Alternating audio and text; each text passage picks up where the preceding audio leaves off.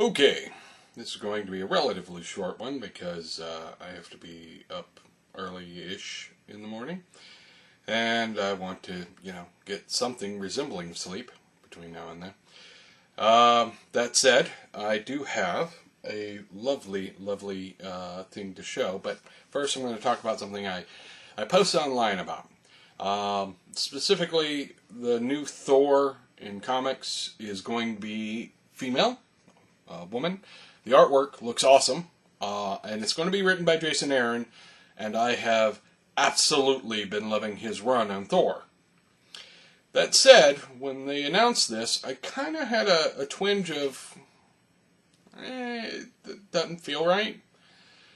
And I couldn't quite lock it down. I posted on Google Plus about it, and some of my friends, commented on it and reassured me. And I think really what it boils down to, and I mentioned this in the Google Plus post, but I've let it sort of ruminate in my head all day. The thing that is going to bug me a little bit about it is it's not going to last. They're not making a change to Thor, the character. They are finding a substitute for Thor while he's off being an idiot. And the substitute's going to be awesome. I'm fully prepared to believe that the substitute's going to be awesome. But at some point, they're going to bring the original Thor back. And being a fan of the original Thor, I would want them to bring him back, no matter how awesome the new Thor is. But that means that this female Thor is going to be an also-ran. That said, she may end up being a cool character in and of herself. So, whatever. But it was the thing that stuck out in my head was, oh, yeah, there's no way they're going to let that stand. So she's automatically going to be, this character that used to be Thor for a little while and then became something else. And if, when they're done with her being Thor, the something else that she goes off to be is awesome, and they have cool writers handling it, that's great. And we need more, strong female superhero characters. I'm all for it. I am concerned that the end result will be something more like, well, we got Thor back. We don't need to really worry about her anymore. Or, she dies in a very noble way, and then they bring back the original Thor. Okay. Why did you do that? It's a concern, but that said, it's Jason Aaron who has been doing just like knocking it out of the park on his run on Thor. So I'm interested to see what he does. The art looks good, and I fully endorse there being more strong female superhero characters. So whatever, let's see if the experiment works. I had twinges about the Avengers Arena, and honestly, that was awesome.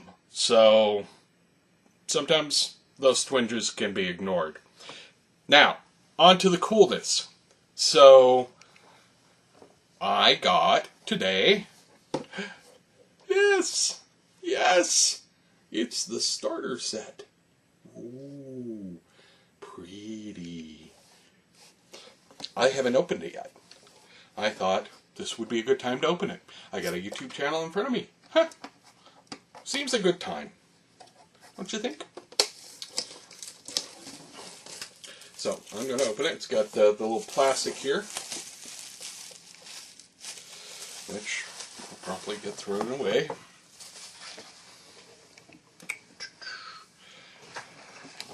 Alright, now, open that box. It's a good quality cardboard. It's not super thick, but, you don't feel bad about it. Wow.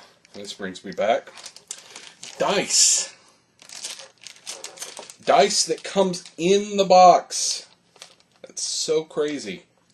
So, you know, those of you who've never played in the old box sets, they had these, except the ones back then were like a hard plastic that you had to take a crayon to color in the numbers on the individual dice so you could read them. So, maybe we've upgraded since then. Although, I don't know if these are like the Zochi dice that are supposed to be super accurate. I don't know. I somehow doubt that they are, because they got some rounded edges. So, maybe not. But that's okay.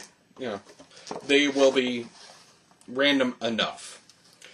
I've got the starter rule book. So,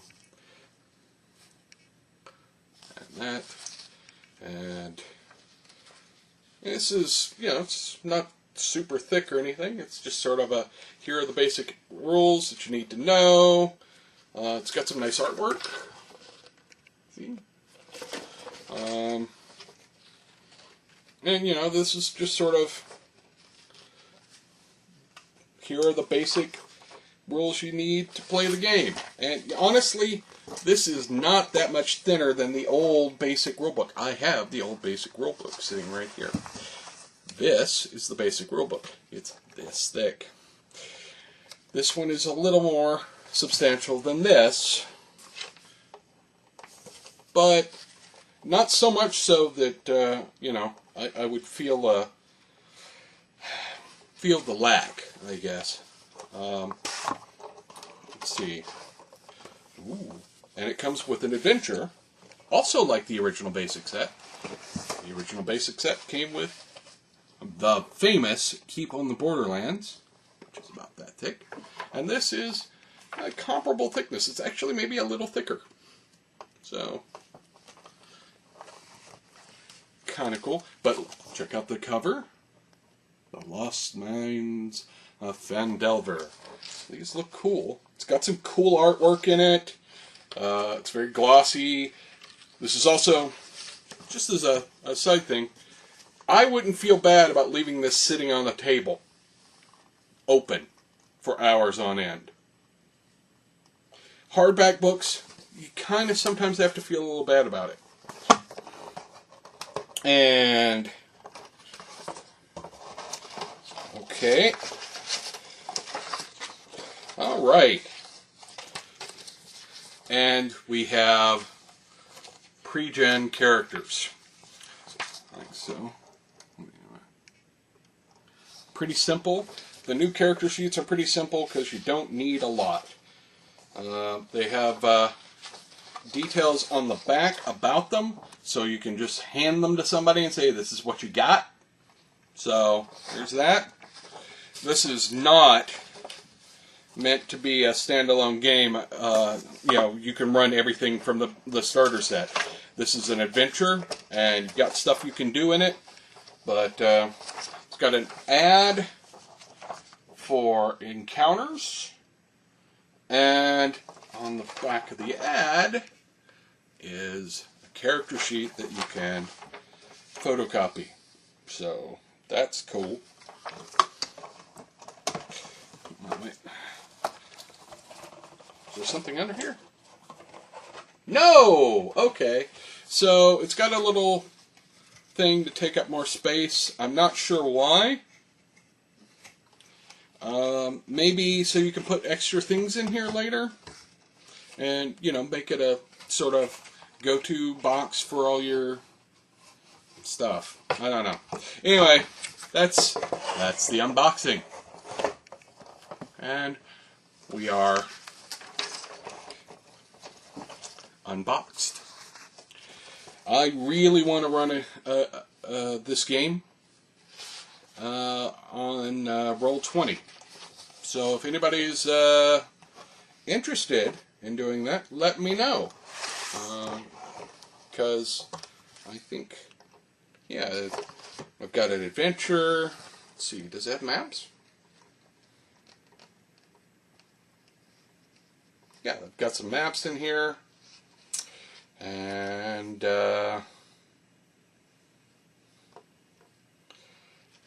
yeah, I could do this. This would be no problem. I could run this on Roll20, I'm pretty sure. I'll need to familiarize myself with the tools on Roll20 a little bit better. But yeah, I think I could run this on Roll20. So if you're interested, let me know. I mentioned that I was getting this to my mom, who, funny story, when I got my first D&D set, my mom got it for me because she got tired of me getting into hers.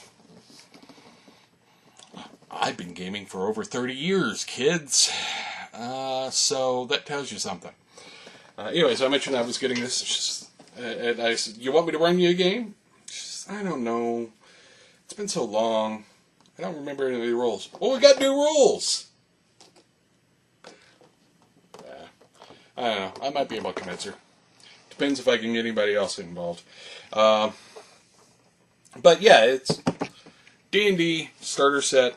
This is a good way to go for introducing people, I think. I don't see a whole lot in here where you're gonna want to like give it to. Honestly, I don't see this as a must-have if you want to run your own D&D games. This is a good introduction to D&D. This is a good place to start. But if you're a deeply experienced game master and you want to run your own games and your own modules and your own campaign world, this isn't going to have anything for you. If, however, you're looking for an entry point on the new version of D&D, and you're wanting to introduce people to gaming, this is perfect. It comes with everything you need.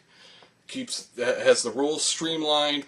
You can download the PDF for the slightly more advanced than this set of rules, and then after that, well, the player's handbook will be out and all of that. So, anyways, I thought people would be interested in seeing an unboxing live, as it were. Well, thank you for checking me out. I will talk to you guys later. And, keep your head above water. Subscribe, like, all the usual stuff. And say hi to me. Because nobody likes me. Bye.